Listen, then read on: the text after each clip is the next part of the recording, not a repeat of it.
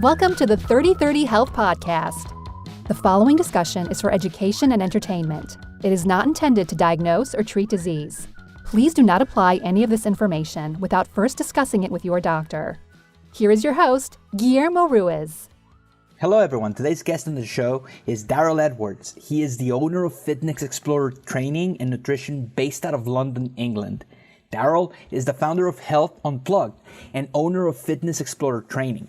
He is an international speaker, coach, nutritionist, and author of Paleo Fitness and Paleo from A to Z. He has been published in titles such as Men's Health, Women's Health, Elle, Men's Fitness, and featured on the BBC, ABC in Australia, and on the international documentary Love Paleo.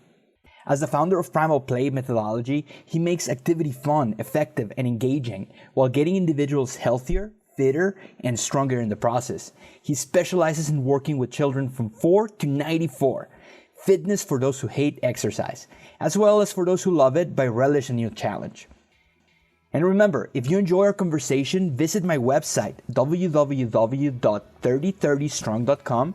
That's 3030strong.com. There you will find the links to some of the topics we discussed. And if you really enjoyed this podcast, share it with your family and friends, and leave me a review on iTunes. Thank you, and enjoy the show.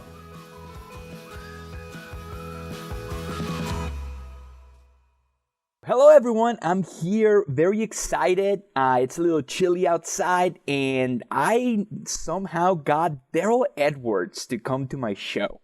And I'm so excited. He's such a force in the paleo community. And how are you doing, Darryl? I'm doing very well. I can definitely empathize with you around it being a little bit chilly. So we've just started a bit of a cold spell here in London, hitting around sort of -1 Celsius, which is a little bit colder than the norm for this time of year here. So feeling the cold. It's 50 in Arizona, which is 10 Celsius, and I'm freezing. Wow. Wow. Yeah. Well, stop complaining. Just remember this. There are people worse off than you at the moment. Well, I imagine that a lot of people, it's early in the year and people are listening to this podcast because maybe they want to change their health. Maybe they are tired of being tired and they want to just have a shift. How do you keep your primal movement, when the weather is not cooperating, when it's cold outside, do you use this as an advantage like hormesis, or do you have any tips that you can give our audience in how to use this to their advantage? Yeah, so that's a really good point. At the beginning of the year, it starts off with a lot of promise. New Year's resolutions. I'm going to make a fresh start. This year is going to be different. And inevitably, most people actually backtrack on their New Year's resolutions. They don't maintain or have a relationship that's long-term, that's lifelong when it comes to lifestyle change. And whether that's exercise or diet or any other type of change at that time of year, it's very difficult to maintain that enthusiasm that you had at the beginning of the year. So for me, the only way my lifestyle change became one that was long-term and permanent was thinking about the long-term benefits as well as the short-term gains of my actions. So when your focus is purely about the health gain rather than just weight loss or short-term body composition change, when you're thinking about health and longevity, that's one way to maintain motivation. And once you become more knowledgeable about your lifestyle change, so for example, looking at movement and being outdoors, there are actually advantages exposing your body to relative extremes of temperature. So going outdoors when it's colder, the body trying to maintain and regulate its core temperature means you're burning more calories and you're actually burning more body fat whilst you're being physically active. And it's pretty significant. I mean, you burn about 23% more calories exercising in the outdoors when it's cold. And you burn about 15% more body fat performing exactly the same activity indoors versus outdoors, again in a colder climate. So there are benefits getting outdoors, even when you feel like it's not, it's really not what I want to do. But there are benefits over and above the physical activity undertaken. And especially when you have a natural habitat. So again, there's very good research around the colors of nature and the environment of nature actually boosts the immune system. There's a really cool paper where they took an elementary school class, and the only thing they did was add plants to the back of the room. That's it. And just having that little nature inside of the classroom changed the behavior of the kids, and they were calmer and they were paying more attention. But let me ask you something, what is your hero's journey? When did you decide, this is not working? How did you come into the ancestral paleo movement, into this evolutionary perspective of exercise? Because what you're doing is motivating so many people. And in order to have that fire to continue this movement, I want to let maybe an audience that doesn't really know a lot of the paleo personalities know who you are. Yeah, my name is Darryl Edwards. I'm also known as a fitness explorer. And my journey began actually being very sedentary within the corporate world, working as a computer programmer, as a computer scientist within investment banking.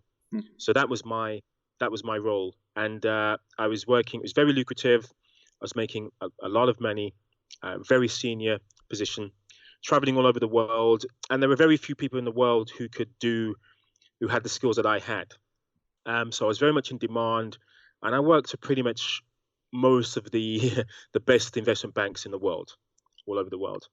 And I was fortunate to have an annual health check. And this health check revealed that I was suffering from chronic lifestyle disease. I was pre-diabetic. I had a very poor cardiovascular disease risk profile. I was anemic. I had high blood pressure. I was hypertensive. And there was a whole host of issues that the solution suggested by my doctor was to take a cocktail of meds. And my only concern at that time was, well, okay, fine. What about the side effects, number one? And two, how long do I have to be on these meds for? And my doctor said, this is a lifelong journey, and we'll switch out the meds if you have a side effect. And that will either mask the symptoms of the side effects or it may be more effective suppressing those symptoms. So I'm a bit of a coward. I'm like, I don't really want to take meds. I just don't like the thought of me taking medicine. Is there anything else that I can do? And the doctor said, have you tried, you can try changing your lifestyle. And he's like, do you smoke? No, I'm not a smoker. Are you a big drinker? No, I'm not a big drinker. Are you exercising? Yeah, I go to the gym every now and again. What about your diet? Yeah, I think it's relatively healthy. I'm hardly eating any fat. I have red meat once in a blue moon. I have smoothies every morning. So he's like, your diet's pretty good as well. And you go to the gym, so everything's fine. I was like, there has to be another way apart from the meds. I remember I had a book called The Paleo Diet on my bookshelf.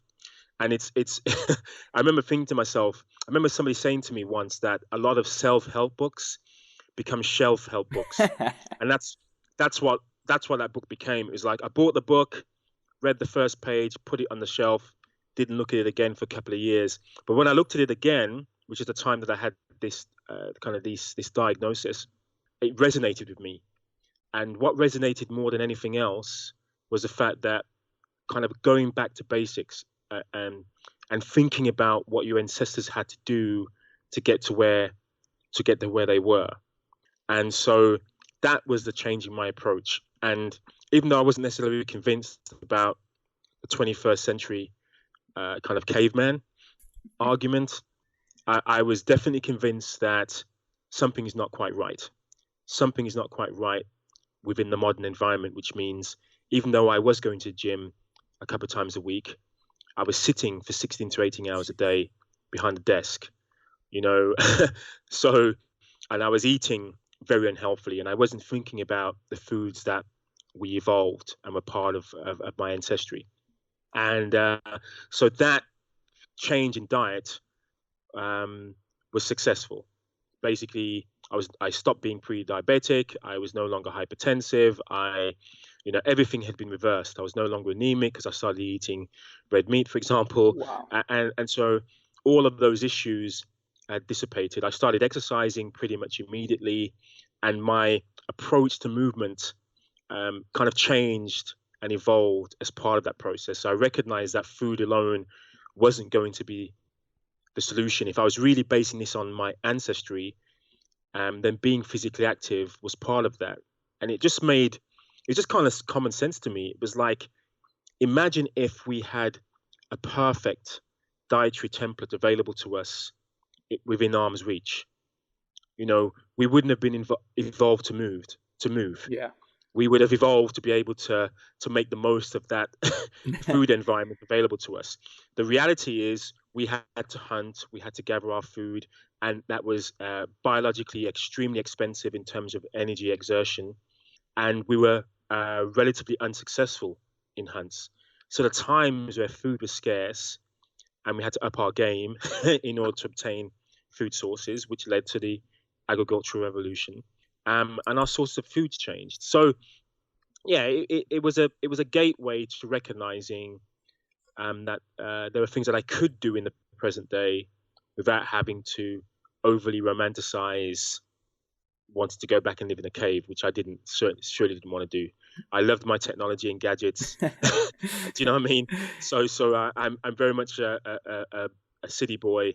So I wanted to maintain the best of the present and kind of bring in some influences from the best of the past. Keith Norris told me that he believes that we are obligate moving machines and opportunistic eaters. And the way that we sort of tackle health is that it's very obvious to everyone that eating should be, paramount, and we should change our eating habits if we want to improve our health. But like you said, our hunts were not successful 100% of the time. So we moved, and in the occasion where we got a kill, or when we got, our sustenance, then we would eat, and we are almost like wired to have this drive. But now with supermarkets and now with fast food, that obligate movement has been reduced. Yes, that's for sure. That's I totally agree with that statement and the sentiment around that. And I think, our environment, movement has kind of been engineered out of our environment. It isn't just about our access to these very high foods of high density in terms of energy, caloric density, but low kind of nutrient density. It's also about the fact that, whenever I'm in the US, it's amazing how often I notice there were no sidewalks or pavements, Yeah. as we say here. You are forced to enter your car to commute. To go to a shopping mall, once again, it's very rare that you actually have a walkway into a shopping mall. It tends to be you have to drive in. And so, there were school buses because kids are not walking to school and parents don't actually want them to walk to school anymore or bike to school. So pretty much every step of the way, it isn't just about our sourcing of food. That's the issue. It's every single minute of the waking day, which is built around be as sedentary as much as possible, be as source convenience. And if you think about it from a food point of view, I could literally I could lie in bed, access my phone, order food, get someone to deliver it for me, get it pre-prepared, pre-cooked. I'm sure there's going to be a day where you could get somebody to actually serve you the food, and you just need to open your mouth. And I'm sure it will even become intravenous. You probably have an intravenous drip of, perfect nutrition available at some point for busy executives in the future. I'm pretty certain that will occur. And the problem is that as humans, and I see this in like hospital settings, you have a problem where people that are in a hospital setting might develop like bed sores. And Yes. and instead of, and that's how important movement is, like you will spontaneously develop bed sores. And instead of like thinking about ways of providing movement to these patients, we create better cushions, we create better alternatives for positioning, more comfortable bedding, and it's just easier to throw more money into this problem than actually try to fix it.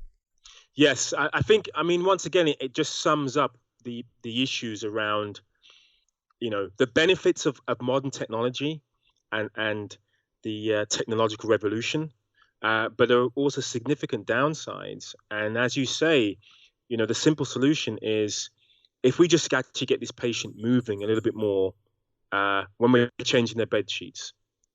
Maybe we actually get them to do some movements, because it's not only the fact they'll have bed sores, but the loss of muscle mass, significant mass of muscle mass, will increase the likelihood of them suffering from other issues, whether that's premature disability, whether it's the onset of aches and pains and other musculoskeletal problems.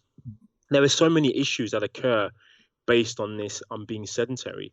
And if you think about even athletes coming back from outer space, they have a significant period of rehabilitation, even though they are active in space. And that's because they don't have that gravity and they don't have that load.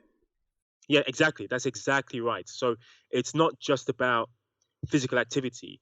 It's about weight-bearing activity. It's about actually loading the skeletal system. It's about stressing this, the musculoskeletal system in the correct way to ensure there's adaptation to that load. And part of the process of obtaining nutrients from your diet, isn't just about energy, supplying energy. It's also about repair mechanisms. It's also about maintenance of your physical function.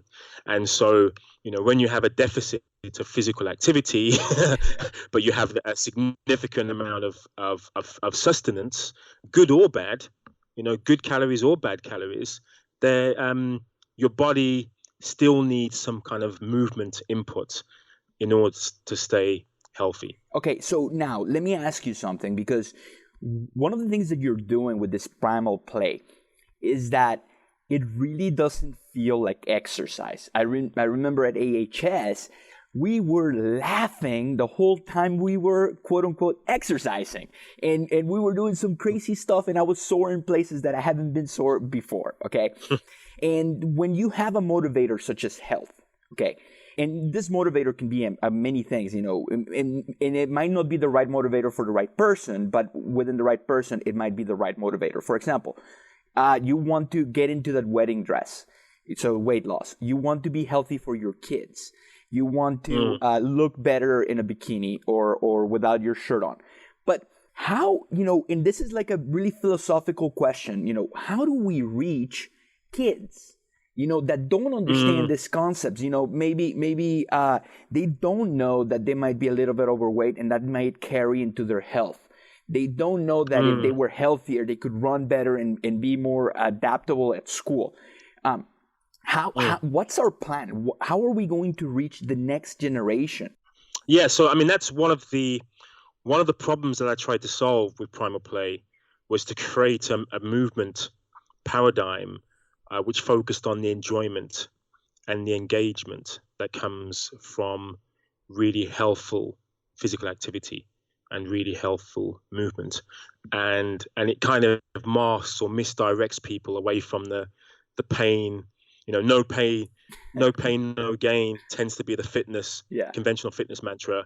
Whereas I kind of flip it and say it's kind of no play, no gain. If you're bombarded with punishment and punitive measures in order to achieve success from your regimen, whatever that is, only the most determined and those of self-discipline will actually see that through. It self-selects. Hence, it self-selects. Exactly. Some people will thrive in that, and and that's probably the same people that will overdo it, and that has its problems, because then you can blow your shoulder. Yes, exactly. That's right, and that's the reason why I believe there are so many 21-day, 28-day, 30-day challenges around, because it is seen in that way. Like, yeah, I beated that 28-day challenge. Then I can go on a binge of whatever it is, a sedentary activity, sedentary lifestyle binge, because I just spent 30 days training for a 10K run. And now I can recover from that.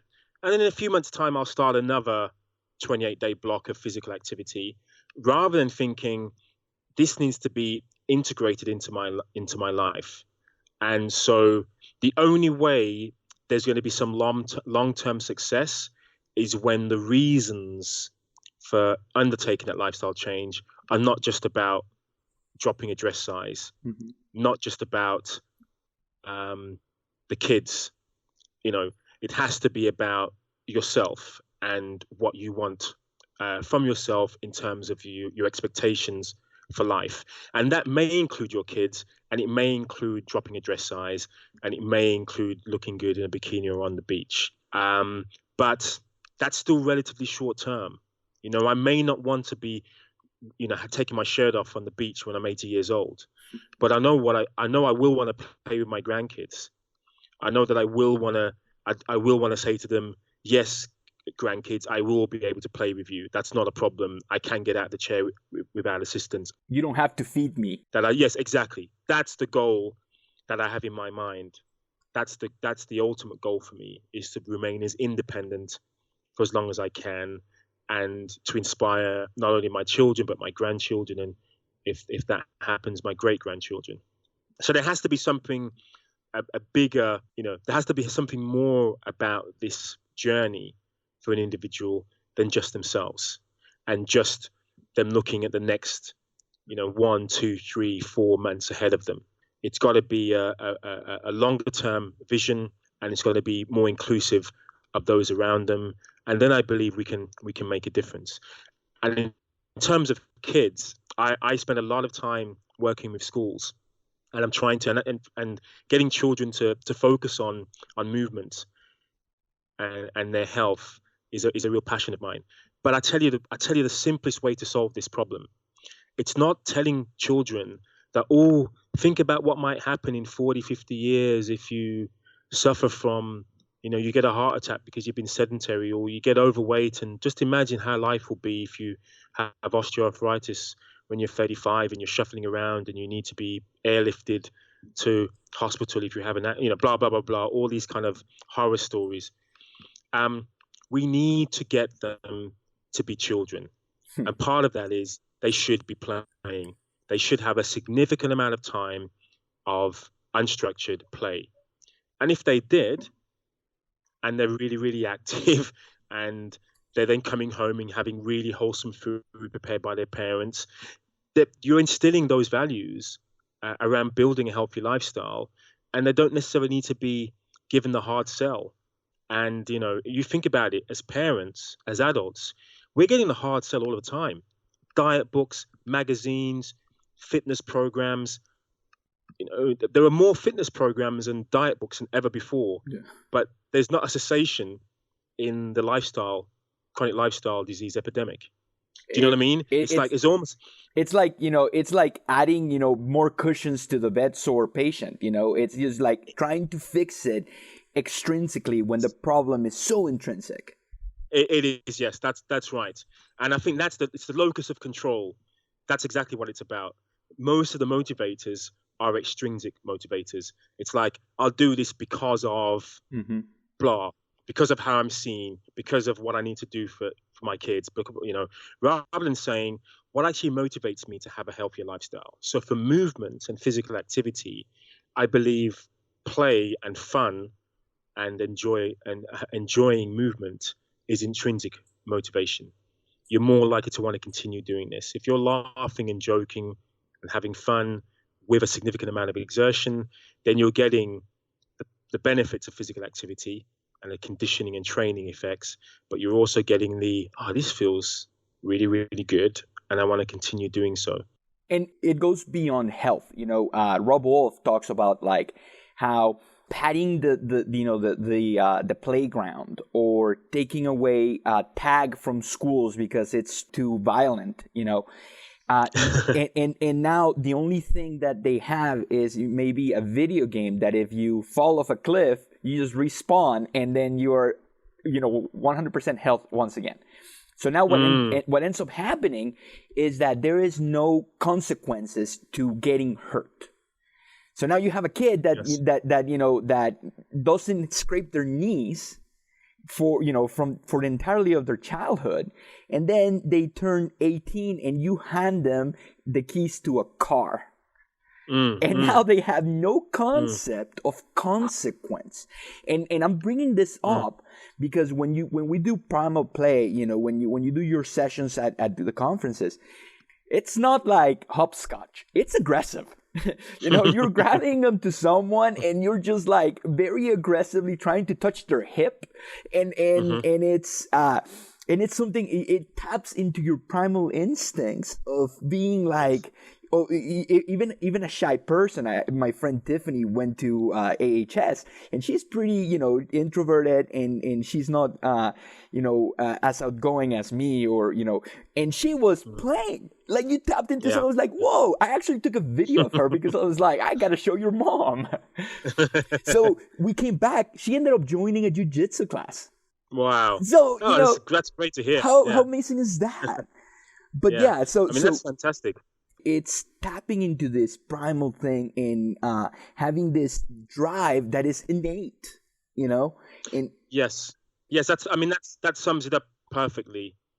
And as you say, children, we have engineered the environment to suit a sedentary lifestyle and removing opportunities for children and adults to move. And part of that for kids is playtime, and recess has been cut. And here's an interesting stat for you. Both in the US and the UK, there are more kids being admitted to hospital now falling out of bed than there were a generation ago falling out of a tree. So basically, there are more kids falling out of bed and going to ER than there are kids falling out of a tree. So which is mildly shocking. Kids can't even fall out of bed without kind of twisting an ankle, because there's just no rough and tumble. As you say, the environments are so safe now that they have no body awareness, and so they have these ridiculous injuries that shouldn't really be occurring, by rolling out of a bed. So we need to change our environment. We need to recognize it isn't just about our school. Pointless complaining about our school environment, but yet when our kids come home, we don't want them to go outside into the back garden to climb a tree. Do you know what I mean? It's if it's reinforced, the behaviors of the school and the local government, if they're being reinforced when the kids get home, what hope is there for the kids? You know what I mean? So we've got to do whatever we can at whatever level we have influence in order to make lives better for our children and for ourselves. Now, we're recording this before you have a talk in the States coming up. Yes, that's right. You want to talk a little bit about this? I know it's going to come out, this podcast is going to be released next year, but, would you like to talk a little bit about that? Yes, I've had the privilege of being invited to Harvard Medical School. Oh, what's that? Because I didn't hear you. Was that Harvard? Yeah, Harvard. It's probably my accent. It's probably my English accent. But Harvard Medical School. The Paleo, the fitness explorer is gonna go give a lecture at Harvard. Yes, that's pretty cool, man. Yeah, that's pretty cool. So it's going to be to doctors and clinicians from all over the world, and I'll be talking about, one, the importance of physical activity for health, and secondly, encouraging how can they encourage their patients to undertake more physical activity, because that's, having a conversation with their patients and saying, hey, you've got to be more physically active is not enough. People aren't buying into that message. My example is, like, for example, you get discharged from the hospital and they tell you, go eat a healthy diet. So now you go to the supermarket and you have the big brands telling you what a healthy diet is. If I tell someone, go start, an exercise regimen, where do you start? Yeah, exactly. That's exactly right. Where do you start? What do you do? How long do you do it for? how much is enough, how much is too much. It's all pretty overwhelming, and that's why there are people like myself who want to make physical fitness more accessible. If I look at my social media and I look at fitness professionals, all I see is 10-pack abs and movements that they've spent probably 20 years perfecting and saying, hey, look at me doing this really skillful movement that just intimidates mere mortals. And I really sincerely believe, being a former very physically inept guy, I was very much a geek. So for somebody who now feels pretty adept in terms of my physical literacy, I think all of us should be able to achieve some sort of control and ability and capability when it comes to movement. And we can all be our own superheroes as such. And so we have to create our own narrative, and we have to be our own inspiration. I just think there's so much about conventional and even non-conventional fitness, which puts a lot of people off. And this is one of the reasons why, look at the Olympics, the 2012 Olympics in London and 2016 in Rio. There are millions, billions of people who are watching these individuals performing these remarkable feats of physical athleticism. And for a very short period of time, in those 2 weeks, everyone is saying, you know what, I'm going to join the gym, I'm going to take up rowing, I'm going to do whatever it is. And there's less physical participation after the Olympics than before. Did you know that? That's like an official. And then secondly, the lifespan of Olympic athletes is shorter than the general population. Yes, it is. Yes, elite athletes for sure. I mean, I mean, most of those for most of those athletes, what brings the numbers down tend to be things like, unfortunately, like things like combat sports or sports that have kind of collisions. Yeah. So when you look at sports that aren't that dangerous, life expectancy is pretty high. But if you include things like, say, an NFL athlete, I mean, average life expectancy is like 55 to 58. I mean, so here I grew up in Texas and Florida, where the NFL is almost like a religion. Okay. And growing up, a lot of kids want to become football stars. Okay.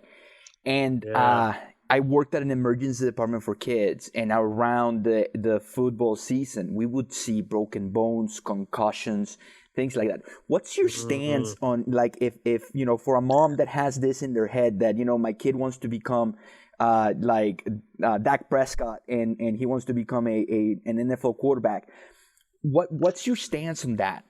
And even in England, even football or soccer, there's a lot of concussions in soccer. Yes, for sure. There's a lot of controversy actually over recently on the news. There's been some studies on heading the ball. Yeah. So in soccer, people basically hit the ball with their head, as part of the game. And there are kids now who are suffering, issues with the impact of the brain. You know what?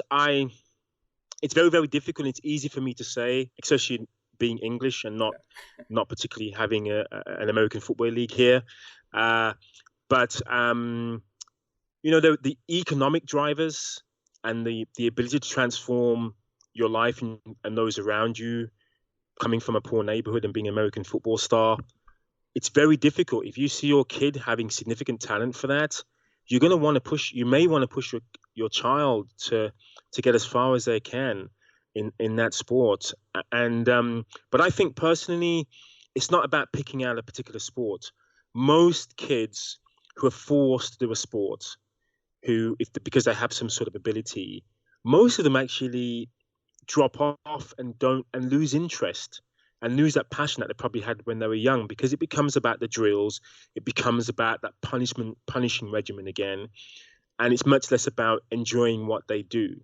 So I think it's far better for kids, even if they show some ability in playing American football, to do as many other sports and physical activities as possible. They're going to be a more well-rounded athlete.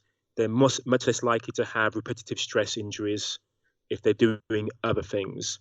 That's what I would recommend. And I do have some parents, just to quickly finish, I have some parents who have actually taken their children to my Primal play classes. And some of those kids are maybe like a tennis prodigy or something like that.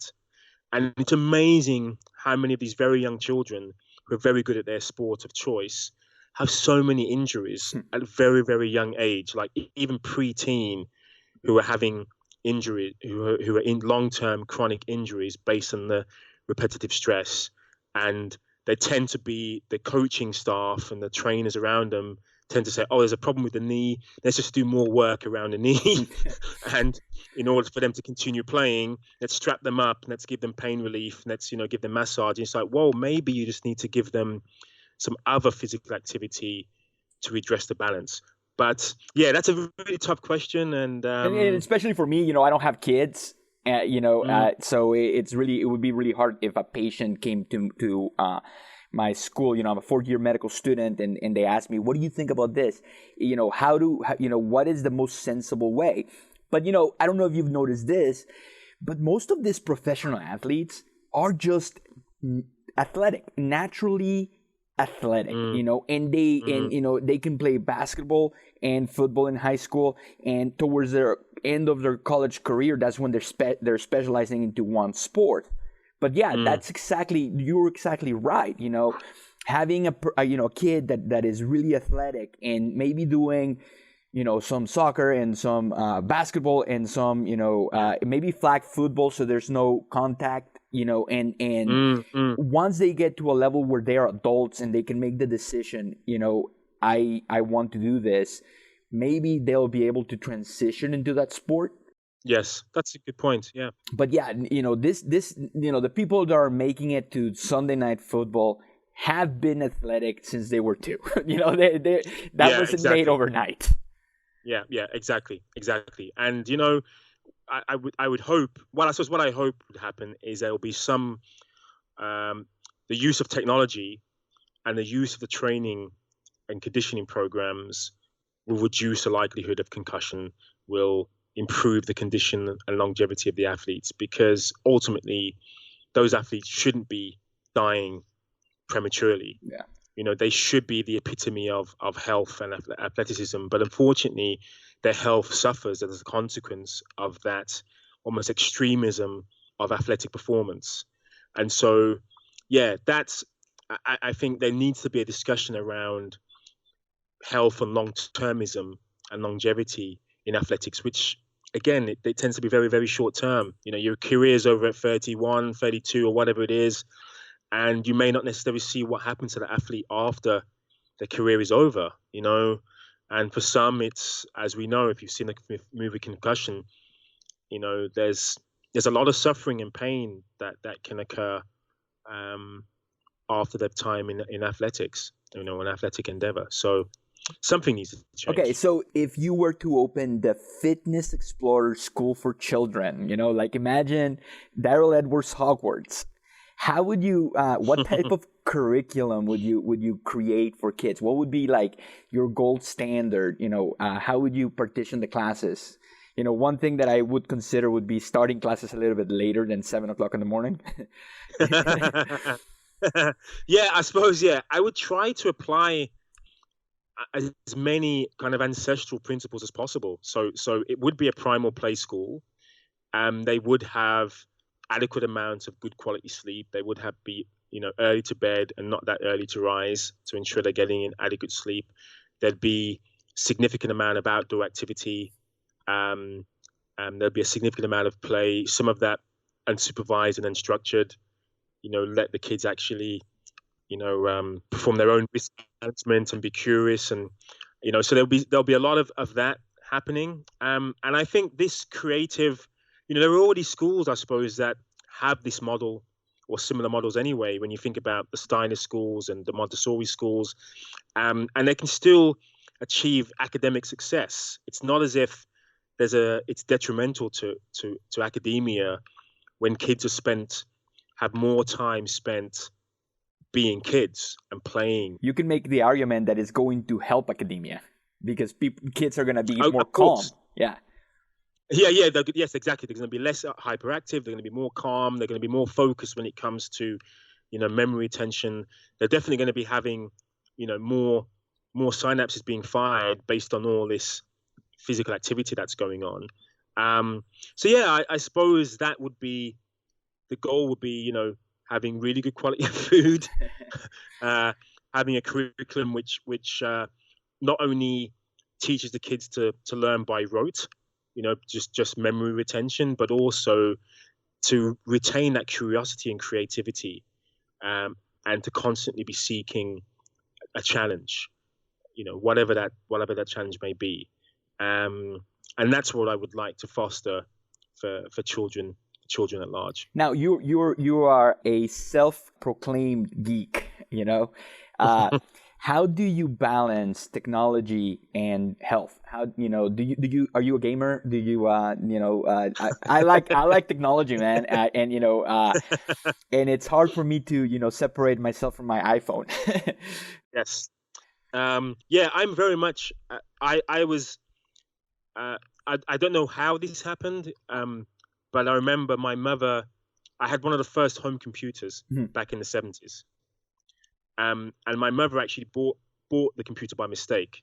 So she bought me an Atari computer, thinking it was actually an Atari console, and so this Atari computer had a keyboard. So we were playing games. I mean, that was the reason for this computer. But there was a keyboard, and I remember my mother saying, "It's like a typewriter, but I can't really type anything out. What's the whole point?" And of course, the keyboard was to program the computer, was to enter instructions. So at a very early age, I was actually learning to write computer code, and I had to start wearing glasses because back in those days the computer was plugged into the TV screen, so I'd be sitting up right next to the TV, learning to code. And from that moment on, that was it. Me and technology were inextricably linked. And that's what I studied at university. I could study computer science, but that was it. So pretty much any technology, the first Apple iPod, I got one of the first. I had one of the first smartphones, the Windows phones that were sort of like the size of a, with the stylus. Yeah, with a stylus, So man. yeah. So I've always been an early adopter, and I suppose now we're spending more and more time with technology, and I'm a games player as well. So I use a games console rather than a PC for gaming. But I just have to set myself. In that sense, it's good to have short-term goals. So my short-term goal is, if I play a game like The Division, then if you're familiar with this game, but there's a game called Division that if I don't set myself a really well-defined goal, I could play all day, all night, sacrifice sleep to continue to play this game. So I have to say to myself, you know what? I'm just going to complete one challenge, one mission in this game. It will last me 20 minutes, half an hour. Done. Logging off. Same with using my smartphone. I decide for social media, it's going to be 99% of it is purely going to be work-based, which means I'm not spending time browsing people's profiles. I'm not just like on my phone for the sake of it. It tends to be about productivity rather than aimlessly browsing.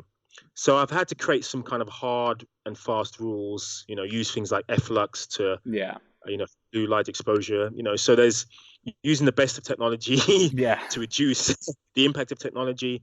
And I suppose it's made me appreciate even more the real relationships that I have, actually.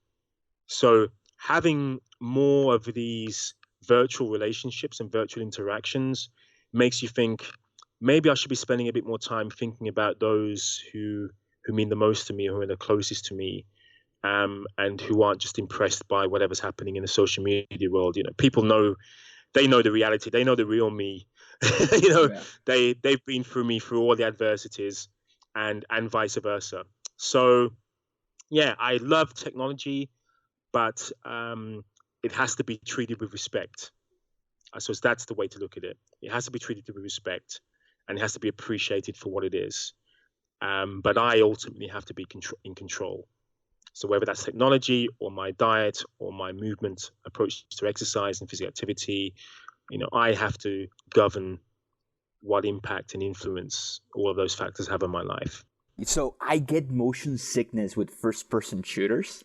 So I can't play video games, which is almost like a blessing because I have such an addictive personality that these games are just created to have this dopamine response, and they are so amazing. And with the advent of VR, I don't even know what's going to happen.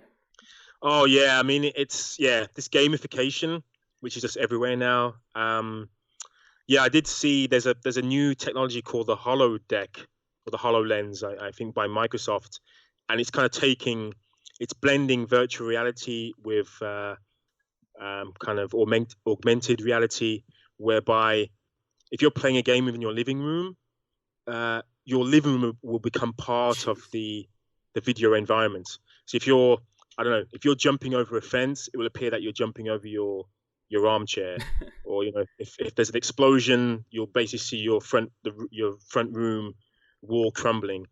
So technology is only going to become more immersive and more real in quotation marks. But I don't fear. Personally, I don't fear technology. I think we just have to seize the opportunities that exist and recognize. Again, we've got to focus on who is ultimately in control here. We don't want to Skynet. Do you know what I mean? We don't want to live in...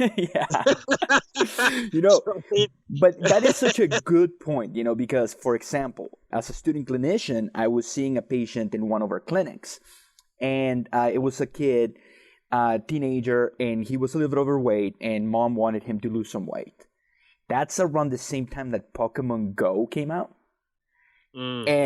And the kid was like wanting to play, and mom was like, no. Mom was the one with the smartphone, and I talked to my clinician, to my attending physician. I was like, can we make a plan where he can play Pokemon Go, but it has to be at a park, and it has to be walking around, and sure enough, my attending physician allowed me to do this, and we sat down and we created rules, and now this kid is using this that can be seen as a hindrance to his health in a positive way. And he increases movement, and he, now this might not work in all cases, and maybe a physician might be against that, but we can harness technology and we can use it to our advantage. Yes, for sure. And there's lots of good, interesting testimonials of children and adults using Pokemon Go who are formerly sedentary and losing lots of pounds, lots of kilos by doing so. So there are obviously advantages with these technologies, but this is the big but. The problem is, I haven't heard about Pokemon Go for several weeks now. Yeah. There was a period of time where the world was taken over by Pokemon Go. Mm-hmm. Everyone was doing it. Every media outlet was talking about it. Every podcast was discussing it. But now it's rarely discussed. And the problem is the impact it had back then. Those individuals are no longer using Pokemon Go, and they're probably not using the next big physical activity game. They're probably using just another game which relies you to be sedentary. Yeah. So this is the problem for me. It was a short-term fad, and it would have been great if there was just like it unleashed. It's a bit like look at the Nintendo Wii. Yeah. Totally. Totally. Yeah.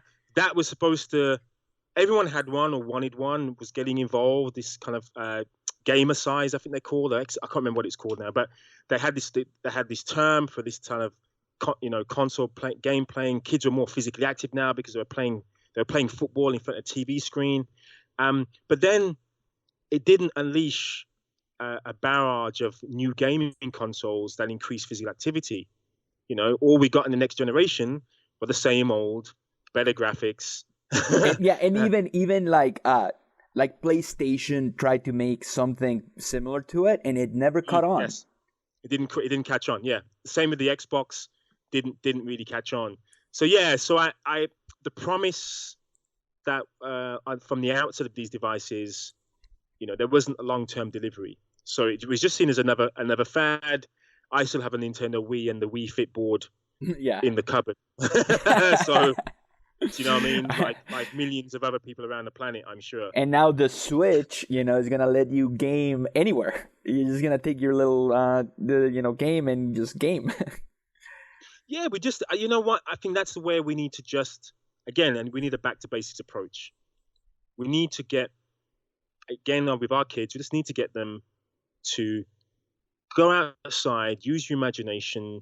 I've spent, I remember last Christmas, for example, my 5-year-old niece, I was like, no, I'm going to focus on her education.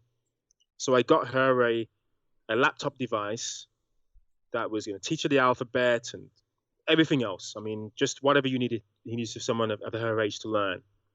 And I remember thinking, right, on Christmas morning, I'm going to spend some time with her. I'm going to take her through this game, this computer. And she played with the box far more. But you know what? That's curiosity. That's Yes. Imagination. So you should Exactly. be proud of that.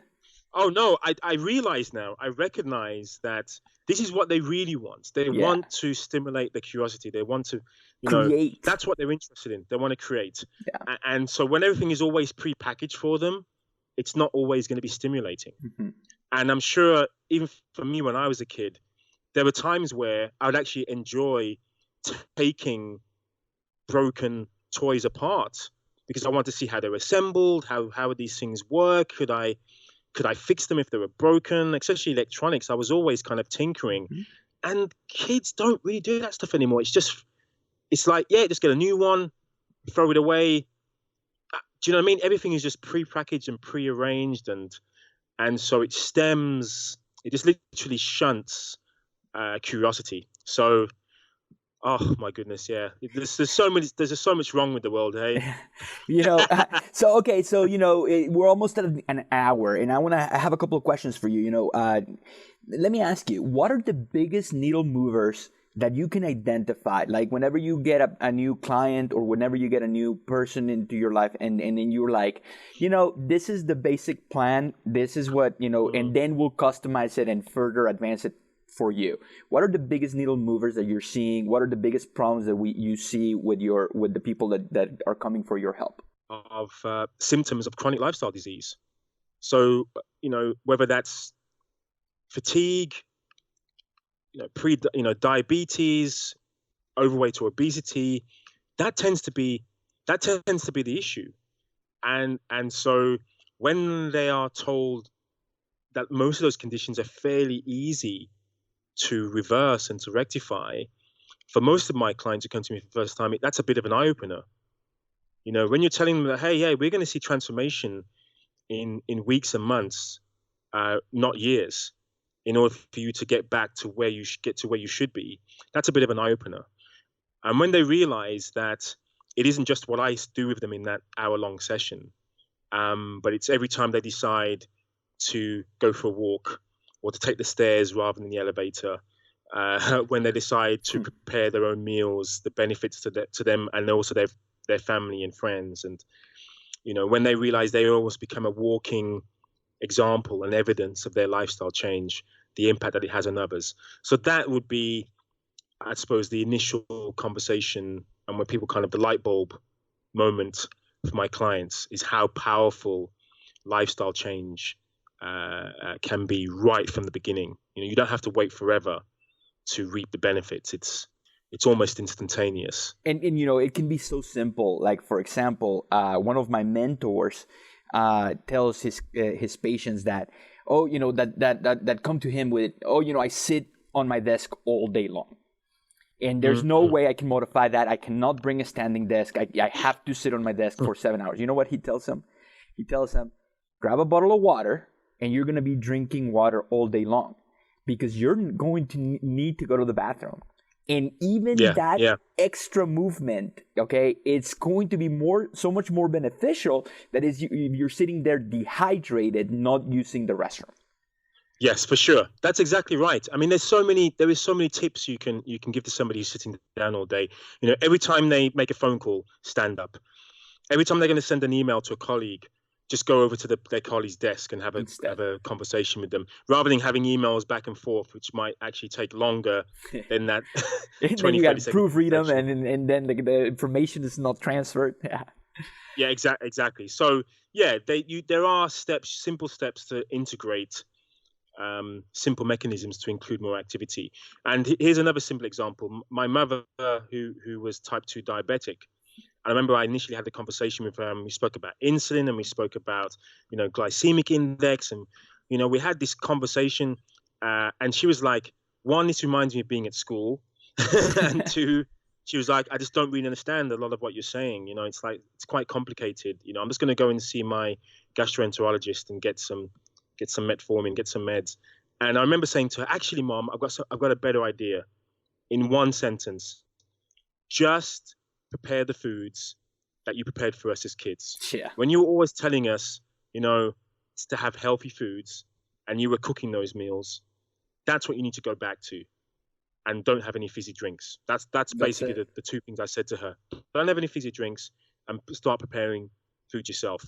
And she reversed her type 2 diabetes literally within weeks. Wow. Normalized her blood glucose in weeks just by doing that. So I didn't have to send her PubMed research or having in-depth conversation about biochemistry in order for her to recognize, oh, actually, I just need to think about what I'm putting in my mouth. Just have a think about it. Just prepare my food, source food, actually go to the butchers. Yeah. That I used to do when I was young. And, so there is so much about this lifestyle, which is simple, and you don't need a PhD in order to realize the benefits, This is perfect because you did write a book, Paleo A to Z. And tell us a little bit about why this book, how did it come about? And I've been paging through it, and it's like, whoa, man, he really spent a ton of time trying to look at all these different terms. Yeah. I used to get so many emails asking me for, I've been reading about whatever it may be. Activated almonds. Yes, activated almonds or glycemic load. What's the difference between glycemic load and glycemic index? And over time, of course, I'd be copying and pasting my response and going, I've already prepared that already. Here you go. Have you got any research on that? Yes, I do. Here you go. So I decided to write a very small guide, to answer the most topical questions around paleo and the paleo lifestyle. And it just grew and grew. And, there were more cross references, and it was like, I can't mention insulin without mentioning glucagon. I can't mention glucagon without mentioning, leptin, and, it was just like, and ghrelin, and it was like, oh my goodness, there's all these hormones I've got to mention. And then, so it just grew into almost an encyclopedia. Yeah. And I didn't want it to be just nutrition only. So it became a lifestyle encyclopedia. And so movement was covered, and also, things like, the benefits of being outdoors and the benefits of physical activity. And it was just hopefully helpful to anyone who's a bit puzzled by somebody who's really, really clever, writes a blog post, not in plain English, and doesn't want a mere mortal to understand what they've written. So my book is a way to translate babble into plain English that hopefully everyone can understand. And you shouldn't need a PhD to be healthy. No, that's definitely the case. And sometimes, to be fair, I believe the more knowledge we amass as a species leads us to poorer health, actually, because it actually stops us from implementing. Doing. Yes. Yeah. That's the problem. It actually causes, that sort of, analysis paralysis or information overload, where you go, I'm just not sure what to do. It's so ambiguous. Whereas it's all really simple and basic. And if you just implemented pretty much what we were told the first time we started this journey, we will be done. We'd be much healthier than trying to find the single shred of lifestyle wisdom. That's what I'm seeking for and searching for. Just go back to basics and we'll do far better. Yeah. It sounds so, it's very easy to say, but it's so difficult to implement, Yes. But yes. Thankfully we have people like you in our movement that are so inspirational and so approachable and are just bringing different factions together. I wanted to do this interview because we focus so much on food. And, the more paleo we become, we start with the basics, and then we want to make paleo brownies. And then we start doing all this different, I'm going to have paleo pizza. It's good, and we forget about the basics. And one of the basics is movement. And one of the basics is sleep and familial connections and friends and all of these things. So thank you for giving me this interview.